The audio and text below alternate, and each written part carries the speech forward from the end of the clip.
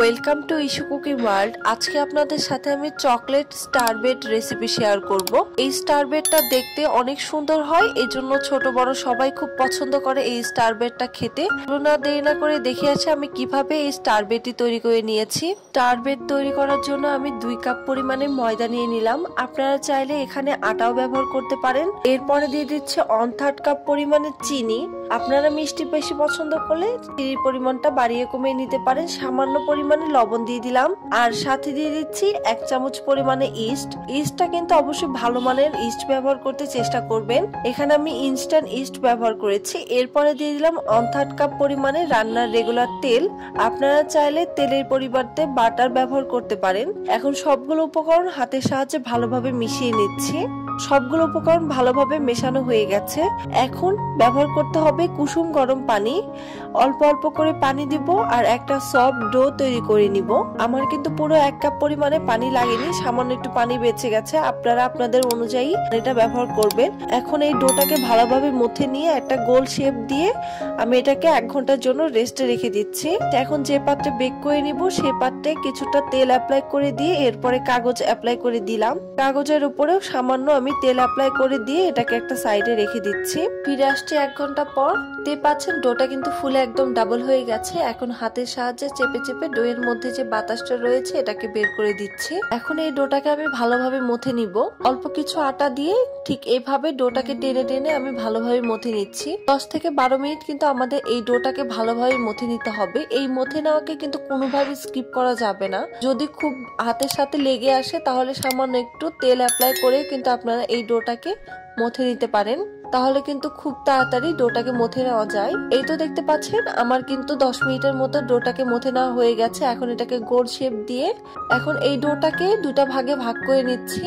একটা ভাগকে আমি সাইডে ঢাকনা দিয়ে ঢেকে রেখে দিলাম, আর আরেকটা ভাগের মধ্যে আমি 1 চামচ পরিমাণে কোকো পাউডার ব্যবহার করছি। কোকো পাউডারটা দিয়ে দিয়ে আমি এখন হাতের সাহায্যে ভালোভাবে এই ডোয়ের সাথে কোকো পাউডারটাকে মিশিয়ে নিচ্ছি। প্রথম দিকে আপনাদের কাছে এটা একটু স্টিকি মনে হইলেও ঠিক এইভাবে আপনারা এই ডোয়ের সাথে কোকো পাউডারটা মিশিয়ে নেবেন, তাহলে কিন্তু খুব দ্রুতই আপনারা এই ডোয়ের সাথে কোকো পাউডারটাকে মিশিয়ে নিতে পারবেন। আমার কিন্তু ডোয়ের সাথে কোকো পাউডারটাকে ভালোভাবে মেশানো হয়ে গেছে। এখন আমি এই ডোটাকে ভালোভাবে আবারও মথে নিব, যাতে পারফেক্ট ভাবে কোকো পাউডারটা সম্পূর্ণ ডোয়ে মিশে যায়। কোকো পাউডারের ডোটা কিন্তু আমার রেডি হয়ে গেছে। এটাকে একটা বাটিতে রেখে দিয়ে ঢাকনাটা দিয়ে রেখে দিলাম। 10 মিনিটের জন্য এটাকে রেস্টে রেখে দিব। কোকো পাউডারের ডোটাকে প্রথমে নিয়ে আমি এটাকে বেলে নিচ্ছি। নরমালি আমরা যেভাবে রুটি বেলে নিই সেভাবে আমি এই ডোটাকে বেলে নিলাম। ঠিক এরকম একটা পুরুত্ব করে নিব, নিয়ে এটাকে আমি সাইডে রেখে দিচ্ছি। এরপরে আমি সাদা যে ডোটা রয়েছে এটাকে আমি বেলে নিচ্ছি। রুটির বেলার মতো করে বেলে নিচ্ছি। কিছুটা গোল করে বেলে নিলেই কিন্তু হয়ে যাবে। ঠিক এরকম পুরুত্ব হবে।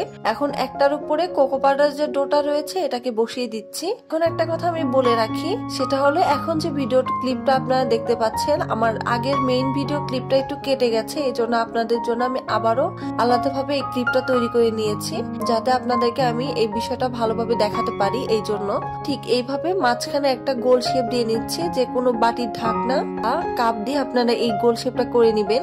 এখন এই ডোটাকে ঠিক 16টি ভাগে আমি ভাগ করে নিব। প্রথমে 8টা ভাগে ভাগ করে নিয়ে প্রত্যেকটা ভাগের মাঝখানেও আবার কেটে নিব, নিয়ে 16টি ভাগে আমি ভাগ করে নিচ্ছি। এখন 2টা করে ভাগ ধরে আমি এভাবে পেঁচিয়ে পেঁচিয়ে জিনিসটাকে মুড়িয়ে দিব। ভিডিওটা লক্ষ্য করলে বুঝতে পারবেন। জাস্ট 2টা করে ধরবো, ঘুরিয়ে তারপরে এই 2টা অংশটাকে আমি মুড়িয়ে দিচ্ছি। বলে বোঝানোর থেকে আপনারা দেখে ভালোভাবে বুঝতে পারবেন আমি কিভাবে কাজটা করছি, তাহলে কিন্তু স্টারবেটটা রেডি হয়ে যাবে। এই তো আমার স্টারবেটটা কিন্তু রেডি হয়ে গেছে। আর অবশ্যই কিন্তু নিচে যে বেকিং পেপারটা রয়েছিল এটা কিন্তু দিয়ে তারপরে আপনারা ঘুরিয়ে নেবেন, তাছাড়া কিন্তু স্টারবেটটা তুলতে গেলে ভেঙে যেতে পারে। এই জন্য অবশ্যই বেকিং পেপারটা ব্যবহার করে আপনারা স্টারবেটটা রেডি করে নেবেন। এখন এই স্টারবেটটাকে আমি রেস্টে রেখে দিচ্ছি 1 ঘন্টার জন্য। ফিরে আসছি 1 ঘন্টা পর। দেখতেই পাচ্ছেন স্টারবেটটা কিন্তু ফুলে একদম ডাবল হয়ে গেছে। কতটা সুন্দর লাগছে দেখতে। এখন এর মধ্যে আমি ডিমের কুসুম অ্যাপ্লাই করে দিচ্ছি। আপনারা চাইলে যারা ডিম পছন্দ করেন না, সামান্য একটু চিনি আর পানি আপনারা ব্রাশের সাহায্যে গুলে এভাবে মিশিয়ে দিতে পারেন, তাহলে কিন্তু দারুণ কালার চলে আসবে। আর ডিমটা দিলে কিন্তু খুব সুন্দর একটা দারুণ কালার চলে আসে, এই জন্য মূলত ডিমটা দেওয়া। এই তো দেখতে পাচ্ছেন স্টারবেটটা কিন্তু আমার বেক করার জন্য সম্পূর্ণভাবে রেডি। চুলাতে একটা হাঁড়ি বসিয়ে দিলাম, তারপরে দিয়ে দিলাম একটা কাগজ আর সাথে একটা স্ট্যান্ড। এরপরে চুলাটাকে ফ্রি হিট করে নিচ্ছি 5 থেকে 7 মিনিট। তারপরে আমি স্টারবেটটাকে বসিয়ে দিলাম। স্টারবেটটা বসিয়ে দেওয়ার পরে প্রায় 15 থেকে 20 মিনিট টাইম লাগবে এই স্টারবেটটা বেক হয়ে যেতে। ফিরে আসছি 15 থেকে 20 মিনিট পর। এই তো দেখতে পাচ্ছেন স্টারবেটটা কতটা সুন্দরভাবে রেডি হয়ে গেছে। আর কাগজটাও আমি দেখিয়ে দিচ্ছি কিরকম পুড়ে গেছে। এখন স্টারবেটটাকে নামিয়ে নিচ্ছি, আর নামানোর পরে আমি সাথে সাথে অ্যাপ্লাই করে দিচ্ছি একটু রান্নার রেগুলার তেল। তাহলে কিন্তু ব্রেডটা দোকানের মতোই হবে ব্রেডটা দেখতে। এখন পিছনে যে কাগজটা ছিল এটাকে তুলে নিলাম, আর কতটা সুন্দর হয়েছে ব্রেডটা সেটাও দেখিয়ে দিচ্ছি।